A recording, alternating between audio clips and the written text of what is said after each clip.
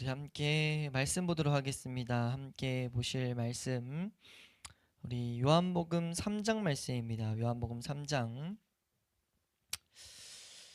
요한복음 3장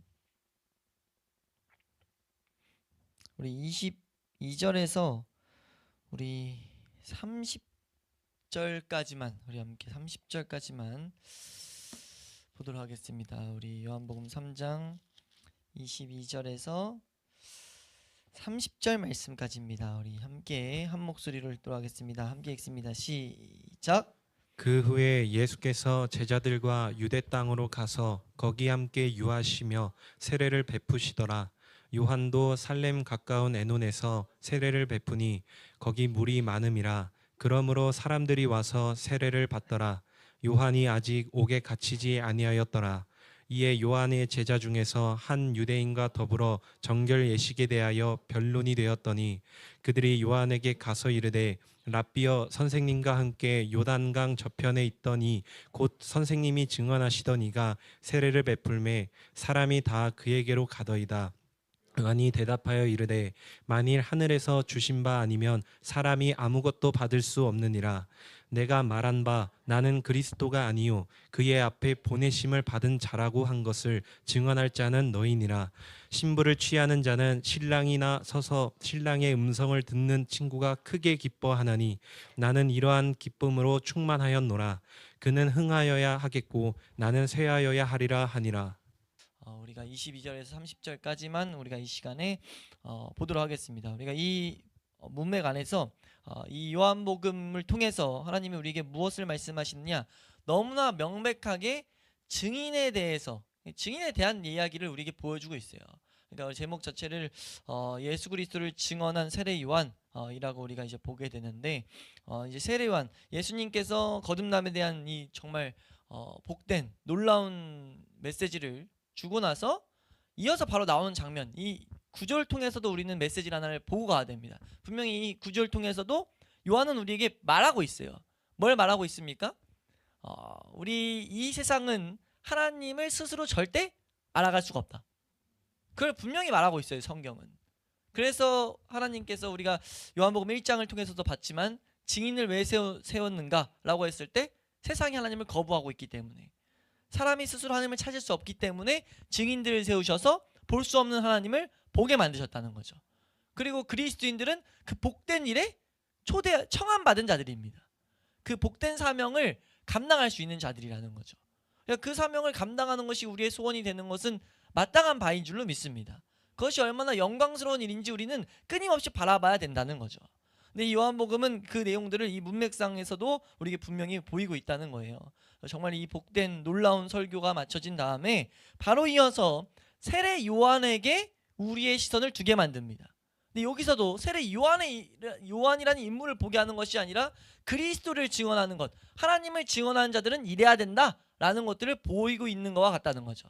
우리가 그것을 어떻게 보이고 있는지 우리가 이 말씀을 통해서 우리가 한번 잘 살펴보도록 하겠습니다. 먼저 22절, 23절 말씀은 내용의 이제 배경 같지만 여기서도 함축적으로 분명히 메시지를 던지고 있어요. 우선 먼저 22절 말씀입니다. 함께 읽습니다. 시작. 그 후에 예수께서 제자들과 유대 땅으로 가서 거기 함께 유하시며 세례를 베푸시더라. 네, 아멘. 지금 우선 22절에서 분명히 하나 말하는 게 뭐냐면요, 성경에 보면 예수님이 직접 세례를 베푸지 않았다라는 이런 내용들이 나오거든요. 이런 것들을 우리가 볼 수 있게 되거든요. 근데 지금 여기서 예수님이 세례를 베푸고 있다라고 지금 말하거든요. 지금 이거는 요한복음 4장 2절과 병행해서 봐야 됩니다. 4장 2절을 한번 잠깐 가서 보시면요, 4장 2절에 이거에 대한 내용을 분명하게 한번 설명해요. 함께 읽습니다. 시작. 예수께서 친히 세례를 베푸신 것이 아니요 제자들이 베푼 것이라. 아멘. 네, 지금 이 말씀이 병행구로 지금 오늘 본문은 해석될 수 있어요. 지금 이 본문이 우리에게 분명히 말하는 거 한 가지가 무엇이냐면요, 보세요. 예수님이 직접 친히 베풀지 않았어요. 근데 제자들이 베풀었는데 지금 예수님이 뭐라고 말씀하시냐면 예수님이 거기서 세례를 베풀었다라고 요한을 통해서 하나님이 증거하게 했어요. 사도 요한을 통해서. 이게 뭘 우리에게 말합니까? 하나님의 종이 올바로 걸어가면서 하나님을 나타내는 것은 마치 예수 그리스도가 하는 일과 동등되게 취급받는다는 거죠. 이게 얼마나 놀라운 일인지 우리는 발견해야 될 줄로 믿습니다. 그러니까 지금 이건 중대한 원칙을 우리에게 말하고 있는 거예요. 예수 그리스도의 권위로서 하나님 말씀대로 하나님의 종들이 행한 것은요, 예수님이 직접 행한 거나 마찬가지라는 거죠. 우리는 그 은혜를 동일하게 바라봐야 될 줄로 믿습니다. 고린도후서 5장 20절에도 이 원리가 동일하게 설명되거든요. 고린도후서 5장 20절 보면 이 원리를 말하고 있어요. 함께 읽습니다. 시작. 그러므로 우리가 그리스도를 대신하여 사신이 되어 하나님이 우리를 통하여 너희를 권면하시는 것 같이 그리스도를 대신하여 간청하노니 너희는 하나님과 화목하라. 그 길을 제시하는 건 예수 그리스도만이 할 수 있는 거예요. 근데 그 길을, 그 직무를 하나님의 증인들에게 지금 맡기셨다는 거죠. 그렇기 때문에 우리는 이렇게까지 우리가 훈련받는 이유가 이렇게 복된 하나님의 계획이 있다는 것을 우리는 이런 말씀을 통해서 잘 발견해야 될 줄로 믿습니다.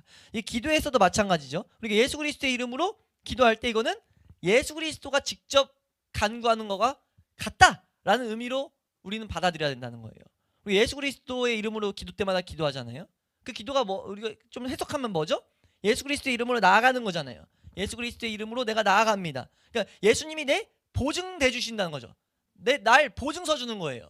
그걸 지금 그러니까 그건 예수님이 하신 것과 동일하다는 거죠. 보증이 뭡니까? 내가 대신해 줄게 이거잖아요. 내가 책임져 줄게. 그러니까 예수 이름으로 기도할 때는 예수님이 하신다라는 개념이 담겨 있어야 돼요. 이 원칙을 우선은 이 사도 요한은 이 요한복음을 통해서 우리에게 나아가서 궁극적으로 하나님이 우리에게 가르쳐 주고 계신다라는 것 우리가 잘 생각해 볼 수 있길 축원합니다. 네, 23절 말씀 넘어가시면 23절 말씀입니다. 함께 읽습니다. 시작. 요한도 살렘 가까운 에논에서 세례를 베푸니 거기 물이 많음이라. 그러므로 사람들이 와서 세례를 받더라. 아멘. 여기서 우리가 두 가지를 한번 살펴보고 할 텐데, 첫 번째는 의미들, 이 지명들을 통해서도 우리는 분명한 메시지를 발견할 수 있다는 거예요. 분명하게 발견되는 메시지들은 다루고 우리가 가는 게 좋거든요. 그리고 특별히 이 메시지는 증인의 삶을 바라볼 때 너무나 또렷하게 맺히고 있는 하나의 메시지라는 것을 우린 보게 돼요. 우리 이 지명에 살렘이라는 지명은 평화, 평강 이런 단어거든요. 네, 평화라는 단어. 근데 에논이라는 지역이 나옵니다. 이 에논이라는 단어의 뜻은 뭐냐면요, 샘의 근원이에요. 샘의 근원. 그러니까 샘물이 나게 하는 것. 이 단어의 뜻이 샘물이 나게 하는 것. 그러니까 뭐 어떻게 표현하면 샘 근원 이런 식으로 번역되거든요. 그러니까 이 에논이라는 샘 근원이라는 단어를 지명을 이 사도 요한을 통해 하나님이 보게 하셨다는 거죠. 근데 우리가 이 말씀들을 우리가 마태복음 같은 데 보면은 세례 요한이 사역했던 장소가 뭐냐면 광야입니다. 유대 광야라고 말해요. 광야는 어떤 것이죠? 메마른 곳입니다. 그것도 분명 우리에게 상징적으로 말하죠. 이 세상이 메말라 있고 그건데 메시지가 전해지고 있다고. 그것을 분명히 말하고 있거든요. 그것들을 우리가 볼 수 있게 하고 있다고요. 여기서만 세례를 준 게 분명 아니에요. 우리가 이 역사를 쫙 살펴보면은 역사적으로 이 성경을 보면 이 장소에서 세례 요한은 계속 세례를 줬다라고 보지 않습니다. 그냥 어디서는 요단강 이곳저곳 요단강 가까이서 막 나온 이런 표현들이 나오거든요. 근데 지금 이 요한복음은 이 표현을 우리에게 써가지고 보여주고 있다는 거죠. 우리가 분명히 뭘 가르칩니까? 샘물이라고 했을 때 이 연결이 사장에도 그 물이 표현되면서 예수 그리스도가 그 근원 되신 걸 말하고 있죠. 그럼 사장에서 명확하게 뭘 말하죠? 우리가 거기서 마신다. 영원히 목마르지 아니한다. 라는 것을 말했잖아요. 증인은 뭡니까? 증인은 그 물을 먹고 살아가는 자들이에요. 증인은 누가 증인 될 수 있는가라고 했을 때 누가 증인 될 수 있습니까? 예수 그리스도의 그 물, 그 샘에서 그 물을 마신 자들, 예수 그리스도라는 샘의 근원을 가진 자들, 이 광야 같은 세상을 살아가면서도 예수 그리스도로 만족하는 자들, 그게 증인이 된다는 거예요. 그게 증인인 줄로 믿습니다. 그 증인들은 필연적으로 뭐가 따라옵니까? 하늘의 평안이 우리에게 보장돼 있다는 거죠. 그것을 너무 모형적으로 이 안에 담아서 보여주고 있다는 거예요. 우리는 그것을 충분히 묵상할 필요가 있는 줄로 믿습니다. 거기서 또 한 가지 이제 말하는 것은 23절에 세례를 계속 베풀고 있다라는 이 장면을 통해서 이 뒤에 이제 뭘 보게 되냐면 세례 요한에게 사람들이 안 오고 있는 것들을 보게 되거든요. 예, 세례 요한에게 사람이 안 오고 예수님에게 막 사람들이 몰려가요. 그것들을 통해서 이제 이 대화의 배경이 그건데, 그러니까 이걸 통해서 어떤 묵상들을 우리 믿음의 선배들이 했냐면, 증인은 사람이 많이 모이고 적게 모이고가 중요한 게 아니다. 그리고 어떤 사역자의 측면으로 이 말씀을 전하는 자들이 목회자들이다 보니까 그런 묵상을 한 거예요. 어떤 묵상이냐, 사역을 아무리 화려하게 하다가 그 화려한 게 꺼질 수 있다는 거죠. 꺼졌을 때 우리는 어떻게 해야 돼? 우리의 입장은 어떻게 해야 되는가를 여기서 우리는 충분히 볼 수 있다는 겁니다. 우리가 낙담하거나 이 가운데 하나님이 날 버리셨나 이런 생각할 게 아니라는 거죠. 우리가 명확하게 하나님 명하신 대로 서 있었다면 그 하던 일을 계속하면 된다는 겁니다. 세례 요한이 그랬다는 거죠. 세례 요한은 묵묵하게 자신의 인생이 마칠 때까지 이 사명을 감당하다 갔습니다. 그러니까 우리가 이 모습들을 우리가 잘 새겨놔야 될 줄로 믿습니다. 갈라디아서 6장 9절 같은 데 보면 이렇게 말하죠. 선을 행하되 낙심하지 말지니 포기하지 아니하면 때가 이르되 거두리라 라고 말하고 있다는 거예요. 우리가 가야 될 길에 있어서 특히 증인된 삶에 있어서 우리의 마음 자세가 어때야 되는지 이런 것들을 잘 묵상할 수 있기를 주의 이름으로 축원합니다. 이제 그것들이 이제 어떻게 보면 22절 23절 통해서 본 내용의 배경으로서 주어져 있었어요. 이제 본 내용이 나오는 게 25절 말씀인데 이 문맥의 본 내용은 25절로 시작됩니다. 우리 25절 말씀 한번 잘 읽어보시면 25절입니다. 시작. 이에 요한의 제자 중에서 한 유대인과 더불어 정결 예식에 대하여 변론이 되었더니 아멘. 네, 지금 뭘 보이고 있냐면 여기서 요한은 세례 요한이에요. 세례 요한의 제자 중에서 한 유대인을 이거 그라고도 해석합니다 보통. 근데 이제 이거는 뭐 그렇게 봐도 되고 안 봐도 되는데 그라고 봤을 때는 1장에 찾아왔던 유대인이라고도 보는 입장이 있는데 그렇게 우린 뭐 여기서 말하는 건 그건 중요한 게 아니에요. 분명한 것은 유대인과 더불어서 정결 예식에 대해서 변론했다, 토론했다, 논쟁한 거거든요. 논쟁을 했습니다. 논쟁을 했는데 논쟁의 내용 자체도 중요한 건 아니에요. 이렇게 해서 내용 자체가 안 나오죠. 정결 예식이 어떻게 했다 이것도 뭐 충분히 어느 정도 하나 정도는 생각해 볼 수 있지만 이게 지금 요한복음에서 말하고자 하는 중요한 내용이 아닙니다. 변론이 됐다는 거죠. 그리고 이 변론을 앞뒤 문맥으로 봤을 때 보편적으로 세례 요한의 제자들이 시작했을 것이다 라고들 봐요. 그러니까 세례 요한의 제자들이 유대인들과 뜬금없이 정결 예식에 대해서 얘기하게 됐다는 거죠. 뭐 누가 먼저 시작했든 안 했든 사실 우리가 여기서 중요한 건 세례 요한의 제자들이 지금 유대인들과 뭘 가지고 논쟁을 했어요? 정결 예식을 가지고 논쟁했어요. 정결 예식은 뭡니까? 여기서 말하는 정결 예식은 유대인들이 하는 전통이에요. 제사장들이 연구해서 하나님 말씀대로 정확하게 하는 그 내용들입니다. 그러니까 어떻게 보면 전문가들이죠. 전문가들인데 세례 요한의 제자들은 이것과 거리가 있는 사람들이에요. 뭐 우리로 따지면 신학 그런 공부를 한 것도 아니고 하나님에 대해서 제대로 찾아간 것도 아니에요. 근데 그 자들이 뭐 하고 있냐면 논쟁을 하고 있어요. 지금 그 자들이 그 전문가들과 논쟁합니다. 이 부분에 있어서 칼빈은 뭐라고 하냐면 무식한 게 힘이다. 무식의 용감함을 보여주고 있다. 이런 식으로 표현해요. 무지는 언제나 앞뒤를 가리지 않는다. 이런 식으로 평가합니다. 지금 이 모습이 정말 무지하기 때문에 뭐에 대해서 무지합니까? 지금 자신의 이 뒤를 보면요. 자신의 스승인 세례 요한의 마음조차 몰랐어요. 그리고 정결 예식이 가지고 온 본 뜻도 몰랐습니다. 그냥 모르고 단지 뭐가 있는 거냐면 와 우리 세례 요한 우리 스승님 따라오는 사람들 많아. 이 허황심에 사로잡힌 걸 보여주는 대목이에요. 그러니까 지금 이 요한복음 3장 25절 말씀을 통해서 이 사도 요한이 우리에게 보게 하는 건 뭐냐면요. 사람이 어떤 이 세상 허영에 사로잡히면 이 세상의 헛된 욕심에 사로잡히면요. 하나님의 것들을 제대로 분별조차 못하게 됩니다. 그리고 쓸데없는 에너지를 낭비하게 되죠. 그리고 그것들은 언제나 마귀의 도구가 됩니다. 그래서 여기서 보이는 건 그거예요. 세례 요한의 제자들이 왜 유대인들과 이걸 논쟁하고 있냐는 거죠. 그 중심이 뭐 그 어떤 하나님의 일을 증거하고자 하는 거 전혀 없었어요. 그냥 이걸 따져보면 따져볼수록 뭘 보게 되냐면 그들의 어떤 이 어깨가 올라갔던 이 힘, 사람들이 많이 모였던 이것이 지금 이들로 하여금 쓸데없는 이 교만을 만들어냈다는 거죠. 네, 그 교만을 지금 이 사도 요한은 우리에게 보게 하고 있습니다. 그래서 지금 이 어떤 이 배경에 도취돼 가지고 유대인들과 변론을 하게 됐다라는 것, 이 중심 이것을 우리는 이 장면을 통해서 생각해 봐야 됩니다. 이것이 지금 26절의 대화의 원인이에요.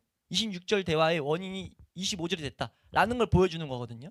그러니까 26절이 뚱딴지같이 나오는 게 아니고 세례 요한의 제자들이 지금 뭔가 이 허영심에 가득 차 있고 도취돼 있었어요. 상황에 사람들이 많이 모이니까 이런 것들에 지금 젖어 있었다는 거죠. 그래서 어떤 대화를 하게 되냐? 26절 말씀 한번 보시면요. 26절입니다. 시작. 그들이 요한에게 가서 이르되 랍비여 선생님과 함께 요단강 저편에 있더니 곧 선생님이 증언하시던 이가 세례를 베풀매 사람이 다 그에게로 가더이다. 아멘. 여기서 그들이라는 것도 지금 이게 유대인으로 해석하는 경향이 간혹 있는데 보편적으로는 이 그들은요 세례 요한의 제자들로 보통 봅니다. 예, 근데 어떻게 보든지 간에 분명한 것은 이 대화가 정보 전달이 아니었어요. 세례 요한에게 가서 사람들이 절로 많이 가요, 많이 모이고 있습니다, 이게 아니에요. 지금 이 대화는 분명하게 뭘 낳게 됐냐면 세례 요한의 중심에 시기심을 갖게 하는 대화였습니다. 그러니까 세례 요한에게 시기심이 부추길 수밖에 없는 대화예요. 1장에서 장면이 있었죠. 어떤 예수 그리스도를 말하는 거예요. 예수 그리스도가 저쪽에서 세례를 베풀고 있어서 사람들이, 우리 앞에 있던 많은 사람들이 다 거기로 갔습니다 라는 걸 말하고 있다고요. 이게 지금 정보 전달이겠냐는 거예요. 정보 전달이 아니에요. 지금 사람 뺏겼다, 지금 이 걱정, 어떻게 보면 이 염려, 뭐라도 모션을 취해보세요, 뭐 이런 느낌입니다. 아무리 좋은 의도로 말했어도 이것은 마귀의 도구가 됐다가 밖에 볼 수가 없어요. 그걸 보도록 이 사도 요한은 우리에게 보이고 있다는 거죠. 왜 이렇게 했는가라고 했을 때 우리가 하나님께 시선이 아니라 이 세상의 어떤 현상에 시선을 두는 순간 우린 마귀 도구가 될 수밖에 없어요. 우린 그것을 분명하게 봐야 될 줄로 믿습니다. 증인은 이 시선을 놓치면 안 됩니다. 증인은 하나님을 바라보는 자들이 증인이에요. 그러니까 하나님에게로 우리의 모든 상급과 모든 소원이 거기에 시선이 다 있어야 됩니다. 이 세상 것들이 나를 살찌우는, 나를 기쁘게 만드는 도구가 되는 순간 이건 딴 길로 갈 수밖에 없다는 거예요. 우린 그것을 분명하게 새겨놓을 수 있길 축원합니다. 예, 그것을 말하면서 이제 어떻게 보면은 세례 요한이 신앙의 도전을 받은 거죠. 세례 요한은 지금 증인이에요. 광야에 외치는 자의 소리로서 부름 받았습니다. 하나님의 사명자였어요. 근데 지금 시기심을 불러일으킬 만한 이런 대화를 딱 듣게 돼요. 대화를 듣게 됐을 때 어떻게 보면 신앙의 도전을 받게 됐을 때 지금 이제 세례 요한이 그 대답을 하는 장면이 오늘 본문의 사실 내용이에요. 이 내용이 너무나 복되고 아름답다는 것을 우리는 보게 됩니다. 그러니까 하나님이 이 세례 요한에게 은혜를 주셔서 그 은혜 있는 자의 모습을 우리에게 보게 만드셨어요. 그러니까 이건 어떻게 보면 증인의 삶의 어떻게 보면 모범 답안과 같습니다. 우린 증인으로서 살아가야 되는데 그 증인으로서 살아가는 삶의 모범 답안을 이 대화를 통해서 우리에게 보였다는 거죠. 그러니까 다시 한번 정리하면 앞에서부터 이 증인에 대한 삶을 보여주기에 앞서서 우리에게 분명한 교훈들을 던졌죠. 22절 말씀을 통해서 분명하게 증인은 예수 그리스도와 일치된 취급을 받게 된다. 그것을 보이고 나서 그 복된 일로 나아갈 때 23절에 뭘 말합니까? 그 사람들은 그 샘의 근원에서 만족을 주는 샘을 먹고 평안을 누리는 복된 삶을 살아간 자들이야 라는 걸 보였어요. 근데 그들에게 문제가 있을 수 있는 게 뭡니까? 그런 우리가 그렇게 살아갈 때 문제가 될 수 있는 거, 하나님이 은혜로 주신 것을 가지고, 우리가 이걸 언제 봤죠? 은혜로 주신 것으로 추수감사절 때 말씀 때 한번 살펴봤었죠. 은혜로 주신 것으로 하나님을 떠나는데 앞장설 수 있다는 원리가 계속해서 성경은 반복해서 우리에게 보이고 있는 거예요. 주신 것에 내가 주신 것이 나의 기쁨의 근거가 되는 순간 우리는요 길에서 이탈하게 됩니다. 다시 한번요, 하나님이 우리에게 이 세상을 살아갈 때, 하나님의 사람으로 살아갈 때 수많은 복된 것을 주실 수 있어요. 근데 그것이 우리의 기쁨의 근원이 될 수 없다는 거죠. 우리의 뒷배가 될 수 없다는 거예요. 그건 단지 뭐예요? 하나님이 주신 하나의 도구에 불과한 것을 우린 분명하게 알아야 됩니다. 우리는 뭐 해야 된다는 거예요? 하나님께만 기쁨을 둬야 되고 하나님이 우리 삶의, 우리의 기업의 그 내용이 돼야 된다는 거죠. 우리의 자랑의 이유가 돼야 된다는 겁니다. 그걸 시편 119편에서는 다윗은 난 이 길에 서 있는 걸 즐거워한다 라고 표현한 거와 같다는 거죠. 우리가 그것을 제대로 생각할 수 있기를 축원합니다. 그러면서 이제 참된 증인의 모습을 우리가 보게 되는데 여기서 크게 5가지의 모습으로 우리가 그것을 발견하게 돼요. 우리가 이 모습을 더욱더 매 순간 되새김질할 수 있기를 주의 이름으로 축원합니다. 첫 번째 우리가 내용을 한번 살펴보면요, 27절에서 이 장면이 들어갑니다. 27절 말씀 함께 읽습니다. 시작. 요한이 대답하여 이르되 만일 하늘에서 주신 바 아니면 사람이 아무것도 받을 수 없느니라. 아멘. 첫 번째로 증인에게 가장 반드시 있어야 될 내용, 반드시 세워놔야 될 내용이 무엇이냐라고 했을 때 하나님의 주권적인 뜻을 알아야 된다는 거죠. 하나님의 주권이란 걸 알아야 돼요. 무언가 주신 것, 우리가 기독교 강의에서도 봤었죠. 어떤 선한 것이 주어졌을 때 그건 하나님 편에서 나온 겁니다. 그러니까 하나님이 주시지 않으면 사람은 아무도 받을 수가 없다는 것을 우린 분명히 해놔야 된다는 거예요. 우리 고린도전서 8장 2절 말씀 보시면요, 고린도전서 8장 2절, 고린도전서 8장 2절 말씀 함께 읽습니다. 시작. 만일 누구든지 무엇을 아는 줄로 생각하면 아직도 마땅히 알 것을 알지 못하는 것이요. 그러니까 이것이 어떻게 보면 같은 개념이거든요. 내가 뭐 가졌다, 내가 뭐 알고 있다. 이것은 내가 내 것으로 났다라는 것은 우리가 넘어지는 선봉입니다. 우리 잠언서에도 말하죠. 교만은 패망의 선봉이라고요.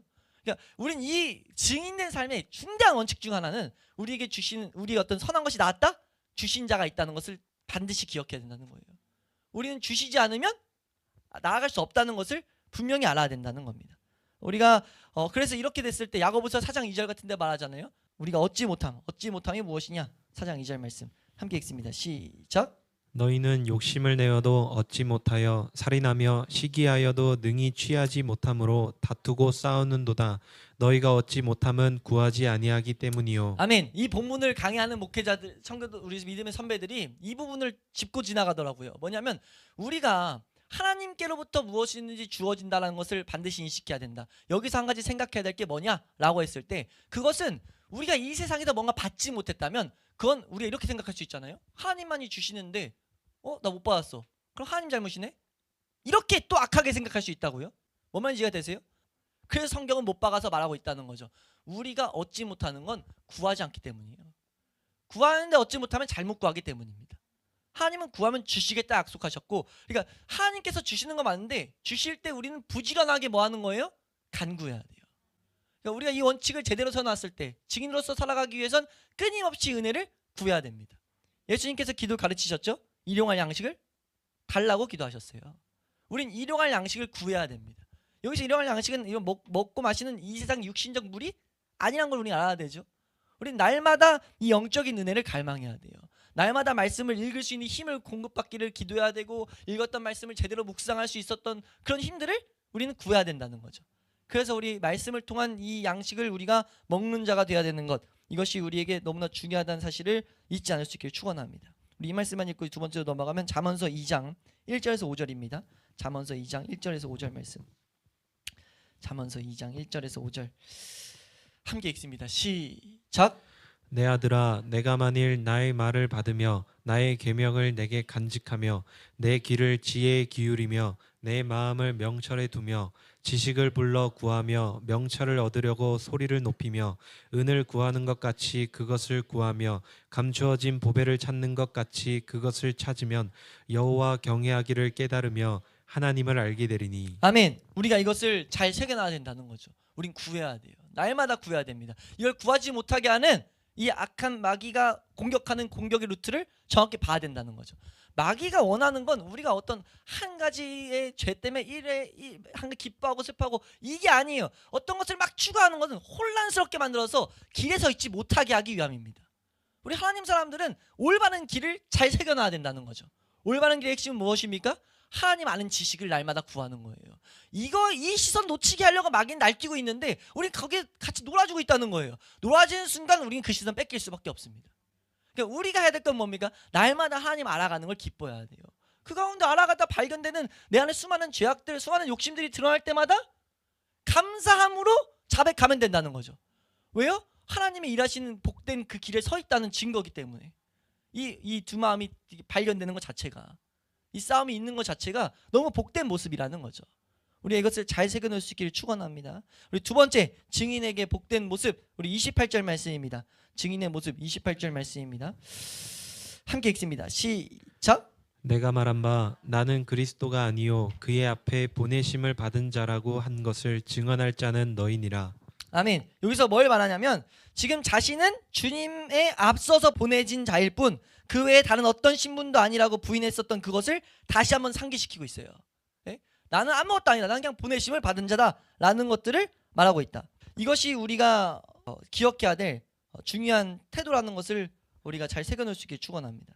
마귀는 계속 뭐하게 하냐면 우리의 자만심, 너 어디 있는데, 너 이런 것들을 자꾸 우리 뭐예요? 충동질한다고요.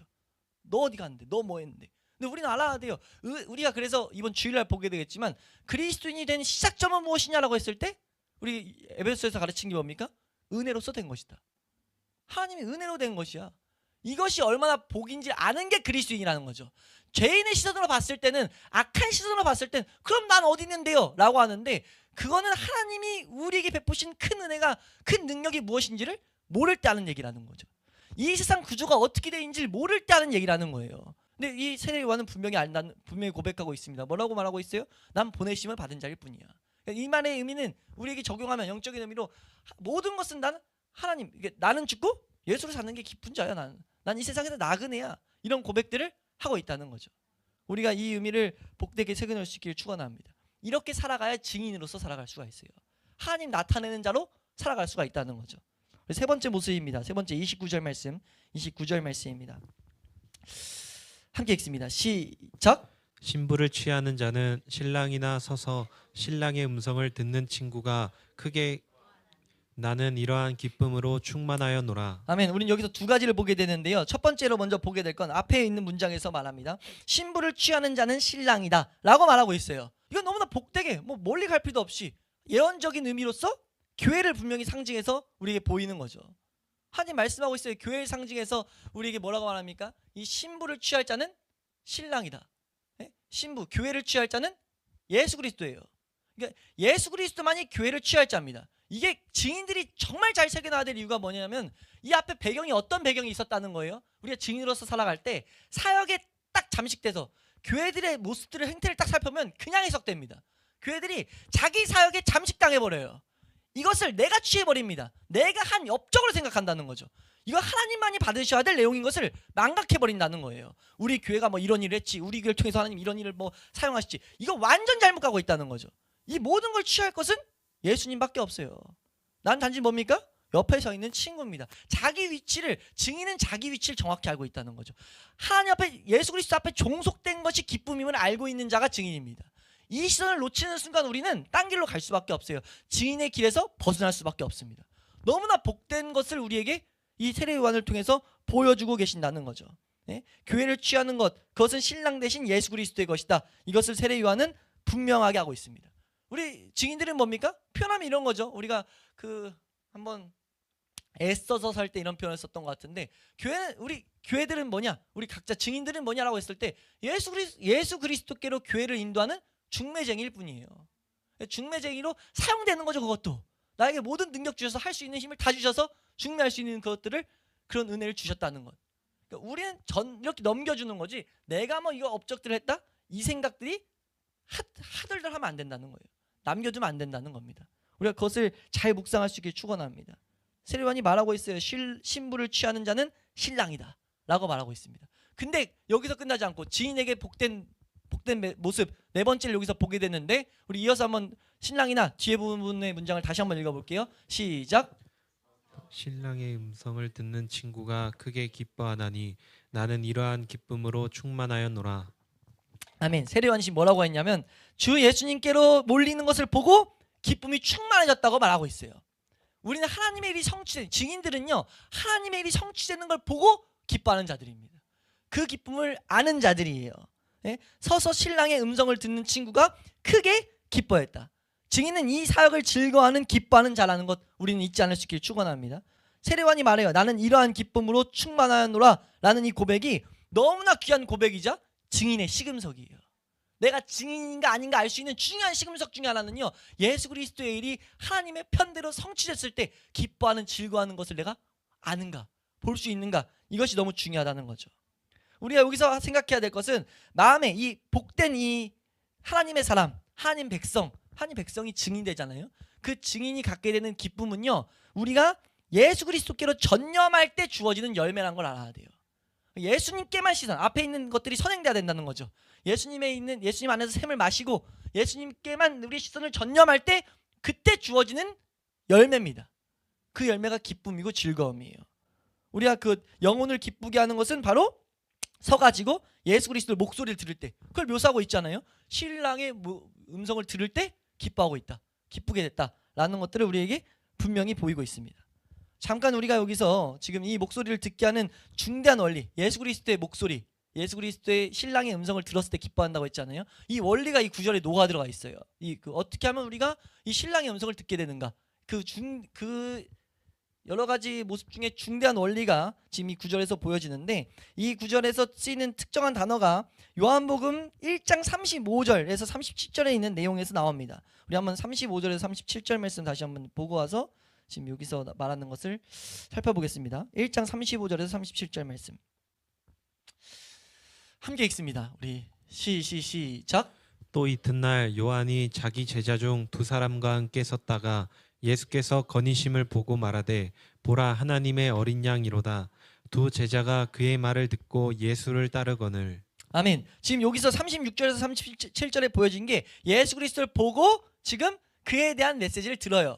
그의 말을 듣게 됩니다. 37절에 두 제자가 그의 말을 듣게 되잖아요. 그래서 예수님을 따르게 되는데 이제 세례요한의 말을 듣고 예수님을 따르게 된 장면이지만 예수 그리스도에 대한 것을 보게 된 거죠. 듣게 된 거죠. 근데 이 앞에 선행된 게 뭐냐면 35절만 띄워주시면 이튿날 요한이 자기 제자 중 두 사람과 함께 섰다가 라는 표현을 쓰고 있어요. 이 표현이 지금 오늘 본문 29절에 이 신랑과 신부의 이 내용 중에 신부를 취하는 자는 신랑이나 라고 하면서 서서 신랑의 음성을 듣는 친구가 크게 기뻐합니다. 그러니까 여기서 중요한 원리를 우리는 봐야 되는데 신랑의 음성, 그러니까 예수 그리스도의 음성을 듣는 자들은 우리가 가져야 될 태도는요, 서야 돼요. 쓴다는 건 어떤 표현이냐면 이 단어의 뜻은요, 서다, 세우다, 멈추다 라는 이런 단어인데요, 이 순서를 우리 정확히 알아야 됩니다. 우리가 서서 멈춰서 우리가 주목해. 이 서다 멈추다는 건 어떤 의미냐면 지금 행위의 중지의 상태를 의미해요. 뭔가 하고 있다는 것을 딱 멈추는 것. 그러니까 내 행위의 중지를 말하는 거죠. 그러니까 우리가 예수 그리스도의 음성을 듣는 것은요, 내가 뭐 하는 행위를 멈출 때 듣게 됩니다.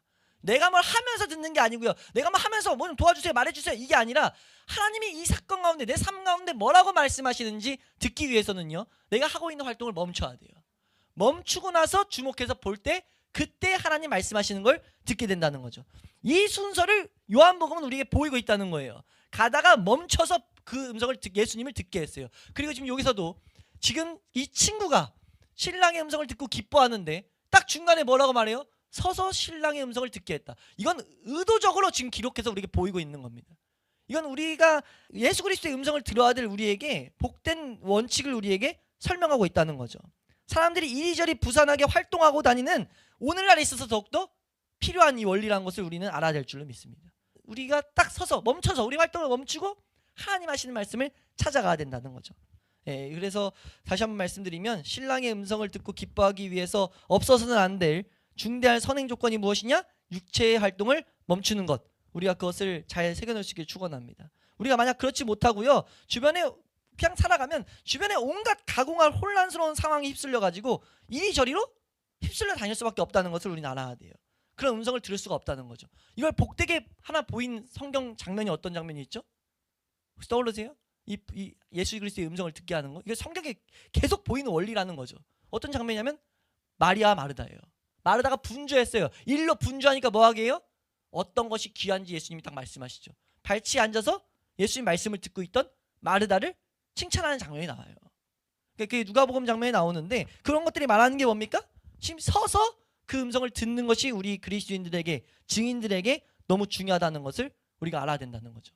그리고 한 가지만 더 생각하는 건 이 서서라는 단어가 완료형, 시제를 딱 이걸 강조해놨, 말씀을 연구한 자들이 강조해놨는데 완료 시제, 어떤 특정한 시제를 썼는데 계속적인 행위를 나타내는 시제를 썼어요. 계속해서 그걸 해야 되는 행위. 그러니까 지금 우리에게 뭘 말합니까? 우리가 기쁨이 충만하게 되려면 매일 이렇게 행동해야 된다는 거죠. 매 순간 어떻게 보면 상번제랑도 연결할 수 있겠죠. 10년씩 우리가 시간을 멈추고 어떤 활동 가운데 예수 그리스도를 초대하는 게 아니라 내 삶 가운데 우리가 하나님의 음성 듣기를 갈망해야 된다는 거예요.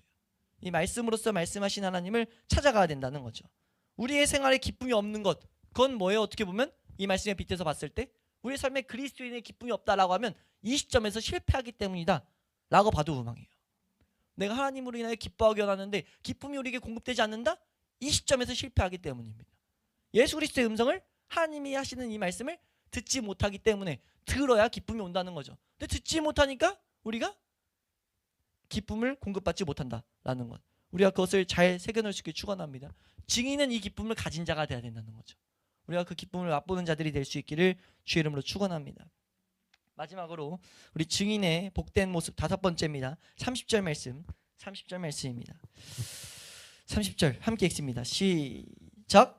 그는 흥하여야 하겠고 나는 쇠하여야 하리라 하니라. 아멘. 원칙적으로 이 말씀은 앞구절에서 계속 요한이 말했던 것과 지금 밀접한 관계가 있죠. 지금 이건 밀접한 관계가 있어요. 뭐예요? 이건 우리가 나라는 존재가 쇠해지면 쇠해질수록 주님은 흥하게 됩니다. 주님이 흥하면 흥할수록 나는 쇠하게 돼요. 이 두 가지는 공존할 수가 없습니다. 우리 안에 육체와 성령의 소욕은 충돌하기 마련이에요. 두 개는 공존할 수가 없어요. 그래서 우린 뭐 해야 돼요? 증인은 뭐냐면요, 증인은 날마다 나는 쇠하여지고 주님은 흥하여지는 게 증인의 복된 모습인 것을 우리 알아야 될 줄로 믿습니다. 이것이야말로 겸손의 최고조예요. 이 태도를 견지하는 게 겸손의 최고조입니다. 겸손은요, 이 부분을 가지고 믿음의 선배가 정말 복된 정리 하나 해놓은 게 뭐냐면, 한번 들어보세요. 내가 그리스도에게 더 많이 전념하면 할수록 내 자신에게는 더욱더 적게 마음을 쓸 것이다 라고 하면서, 겸손이란 직접적인 경작의 산물이 아니라 오히려 부산물이다. 무슨 표현인지 이해되세요? 겸손은요, 내가 직접 해서 겸손할 수 있는 게 아니고요, 부산물이에요. 뭐에 대한 부산물이죠? 주님이 흥할 때 오는 부산물입니다. 우리가 주님을 알아가야 되는 이유가 거기 있어요. 우리가 나가 죽어야 되는 거 아는데, 내가 쇠해져야 되는 거 아는데 안 쇠해진다고요. 근데 주님을 알아가면 알아갈수록, 하나님을 알아가기 원해서 가까이 가려고 하면 할수록 뭐가 방해됩니까? 내 안에 죄가 방해되고 나라는 존재가 방해되잖아요. 그걸 방해될수록 우리가 고백하고 은혜를 구하고 하나님의 은혜를 구할 때 올바로 구하게 되죠. 구하였더니 뭐 하게 돼요? 주어지게 돼요. 샘을 마시게 돼요. 마시게 돼서 주님이 흥하면 흥할수록 뭐 하게 됩니까? 나는 쇠해져요. 그리고 우리는 알아야 될 건 이 원리를 이상히 여겨서는 안 됩니다. 마귀는 속삭일 수 있어요. 이게 실제가 됐을 때, 야, 너 그렇게 쇠해지는 거 맞아? 뭐 이런 여러 가지 말도 안 되는 이런 게임을 줄 수 있는데, 우린 그것이 아니라 이것은 맞다라는 걸 알아야 되는 거죠. 나는 날마다 죽노라. 이것이 우리의 기쁨이 돼야 된다는 겁니다. 우리가 오히려 반대로 내가 겸손하려고 노력하면 노력할수록 어떻게 됩니까? 어떻게 될 줄 아세요? 내가 내 스스로 겸손하려고 하면 할수록 뭐 하게 되냐면, 겸손에 절대 이르지 못하게 돼요. 그 행위 자체가 내가 하기 때문에 겸손이란 것을 이상하게 둔갑시킬 뿐이지. 그래서 보게 되잖아요. 겸손한다고 이렇게 하게 되면서 보면은 난 겸손하려고 했는데 객관적으로 딱 보면 겸손한 모습이 아니게 돼요. 결국은 그거 자체가 올무가 됩니다. 왜냐하면 겸손은 우리에게 나올 수 있는 영역이 아니기 때문이에요. 우리가 겸손하기 위해서 뭐 해야 됩니까? 끊임없이 예수 그리스도의 형상을 갈망해야 된다는 거죠. 우리 고린도후서 3장 18절 말씀 보시면, 고린도후서 3장 18절 함께 읽습니다. 시작. 우리가 다 수건을 벗은 얼굴로 거울을 보는 것 같이 주의 영광을 보매 그와 같은 형상으로 변화하여 영광에서 영광에 이르니 곧 주의 영으로 말미암음이니라. 아멘. 정말 복된 메시지가 적혀 있죠. 어떤 은혜가 왔어요. 은혜로서 주님의 영광을 받습니다. 영광을 받더니 어떤 일이 일어나요? 그와 같은 형상으로 변화되고, 그래서 어떤 일이 일어납니까? 영광에서 영광에 계속 이르게 됩니다. 하나님을 아는 지식, 하나님의 은혜에서 계속 은혜를 이루어지게 됩니다. 우리는 이 원리를 놓쳐서 안 된다는 거죠. 그리고 이 일이 지금 이 세례 요한이 고백하는 내용의 일직선상에 있는 내용이에요. 그는 흥해야 되고 나는 쇠해야 한다 라는 이 고백. 요한복음이나 성경을 통해 우리에게 보여주는 거예요. 증인들이 어떤 모습으로 살아가야 되는지를 우리에게 명확하게 그려주고 계신 거예요. 우리가 이 말씀을 제대로 더욱더 깊이 묵상해서 우리가 이 모습을 더욱더 갈망할 수 있게 축원합니다.